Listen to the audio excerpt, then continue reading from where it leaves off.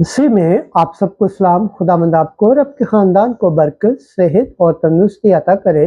मसीह यीशु नासरी के नाम से आमीन। हमारे लिए आज की अंजील मुक़द्दस लूका के मुताबिक 9वां बाब पहली से 6 आयत।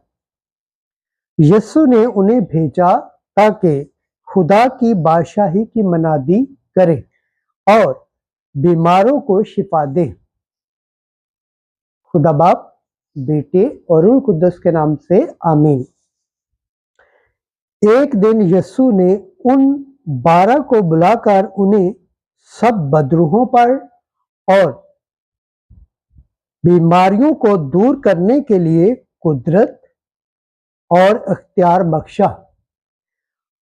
और उन्हें भेजा ताकि खुदा की बादशाही की मनादी करें और बीमारों को शिफा दे। और उसने उनसे कहा कि राह के लिए कुछ ना लो, ना लाठी, ना थैली, ना रोटी, ना नगदी, और दो कुर्ते भी तुम्हारे पास ना हो। और जिस किसी घर में दाखिल हो वहीं रहो और वहां से रवाना ना हो।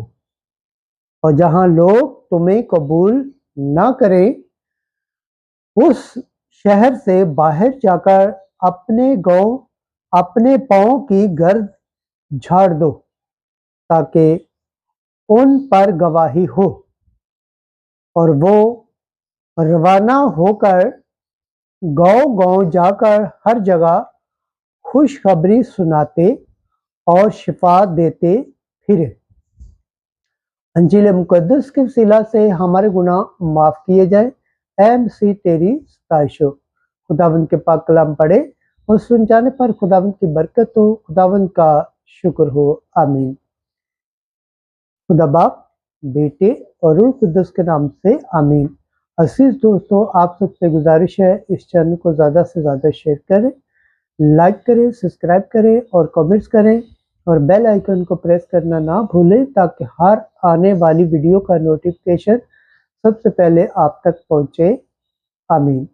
जिस तरह आप खुदावंद के पाक और जिंदा कलाम से बरकत पाते हैं, सेहत पाते हैं, तंदुरुस्त पाते हैं और खुदावंद की निजात हासिल करने के लायक ठहरते हैं, इसी तरह गैर अक़वाम तक भी इस चैनल को शेयर करें ताकि वो भी खुदावंद के पाक और जिंदा कलाम से बरकत पाएँ, सेहत पाएँ, तंदुरुस्ती पाएँ और खुदावंद की निजात हासिल करने के लायक ठहरें। आमीन।